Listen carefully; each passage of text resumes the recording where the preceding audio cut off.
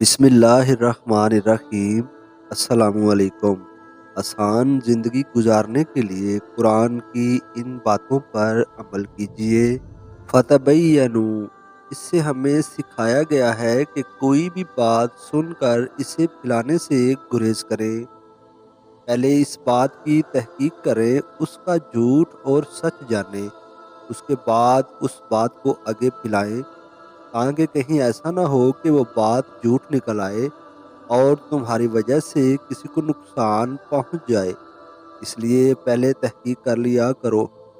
فَأَصْلِحُوا، جب کبھی کہیں جھگڑا دیکھیں، دو بھائیوں کو، دو بہنوں کو آپس میں ناچاکی کی حالت میں، تو انہیں ایک دوسرے کے خلاف باتیں کر کے بھڑکانے کی بجائے، ویڈیو بنانے کی بجائے ان کے درمیان صلح کروائیں۔ اس سے محبت میں اضافہ ہوگا اور نفرتیں بھی ختم ہوں گی۔ یہ میرا اور آپ کا مشورہ نہیں، بلکہ قرآن کا حکم ہے۔ اس پر عمل ہم سب پر لازمی ہے اور ضروری ہے۔ وَأَقْسِطُوا، جب کبھی تمہارے اوپر فیصلہ کرنے کی ذمہ داری آ پڑے تو دونوں گروہوں کے درمیان انصاف سے کام لو۔ ایسا نہ ہو کہ دل کی چاہ کے مطابق فیصلہ کرو اور اپنے کسی بھائی کو نقصان پہنچا دو۔ ایسا کرنے سے تم اللہ تعالیٰ کے مجرم تو بنو گے ہی، مگر ساتھ ساتھ اپنے بھائی کا حق بھی چھینو گے۔ اس کے متعلق قیامت کے روز تم سے پوچھا جائے گا اور سوال کیا جائے گا۔ لا یسخر، کسی کا چھوٹا گھر دیکھ کر، موٹا جسم دیکھ کر، ہلکے کپڑے دیکھ کر اس کا مذاق مت بناؤ، اس لیے کہ یہ سب کچھ دنیا کے لحاظ سے اور تمہاری نظر میں اچھا یا برا ہو سکتا ہے۔ اللہ تعالیٰ کی نظر میں تو صرف تقوی کا معیار ہے، پھر چاہے وہ شخص تمہاری نظر میں جتنا بھی گیا گزرا کیوں نہ ہو۔ اس لیے اپنے ظاہری اسباب دیکھ کر کسی کو مذاق مت بنائیے، عین ممکن ہے کہ اللہ تعالیٰ کی نظر میں وہ تم سے زیادہ پسندیدہ ہو۔ وَلَا تَلْمِزُوا، کئی بار ملاقات میں خرابی ہو سکتی ہے، کئی بار باتوں میں اختلاف ہو سکتا ہے، کئی بار رائے میں تضاد آ سکتا ہے، مگر اس سب کی وجہ سے ایک دوسرے کو بے عزت مت کیجیے، اس لیے کہ عزت و ذلت تو ساری کی ساری اللہ کے ہاتھ میں ہے۔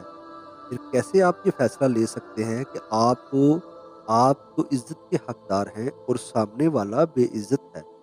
وَلَا تَنَابَزُوا، لوگوں کو برے القابات دے کر مت پکارو۔ یہ عادات تقریباً ہم سب میں پائی جاتی ہے کہ ہم ایک دوسرے کو اس کے اپنے نام سے پکارنے کی بجائے الٹے ناموں سے پکارتے ہیں، برے القابات دے کر پکارتے ہیں۔ مثلاً کسی کا ذرا رنگ سانولا ہے تو اس کو کالا یا کالی کہہ کر پکارا جاتا ہے، کسی کا ذرا وزن زیادہ ہے تو اس کو موٹا کہا جائے گا۔ یہ انتہائی بری حرکت ہے جس کو اخلاقی، معاشرتی، مذہبی بلکہ ہر لحاظ سے چھوڑنے کی ضرورت ہے۔ وَلَا تَجَسَّسُوا، ایک دوسرے کی ٹو میں نہ رہو، یہ بہت بری عادت ہے کہ ایک دوسرے کی جاسوسی کی جائے، ایک دوسرے کے موبائل چیک کرنا، پرسنل لکھی ہوئی ڈائریز پڑھنا، چھپ کر باتیں سننا، یہ سب کچھ اسی جاسوسی میں آتا ہے۔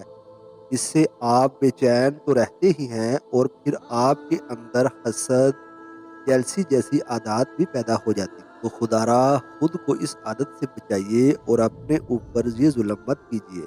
وَلَيَغْتَبْ بَعْضُكُمْ بَعْضًا، ایک دوسرے کی غیبت مت کرو۔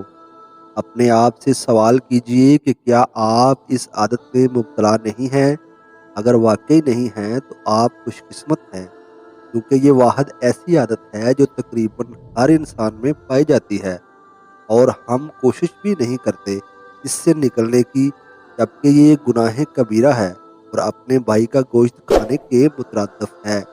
تو خود کو اور اپنے ساتھ رہنے والوں کو اس گناہ کبیرہ سے بچائیے۔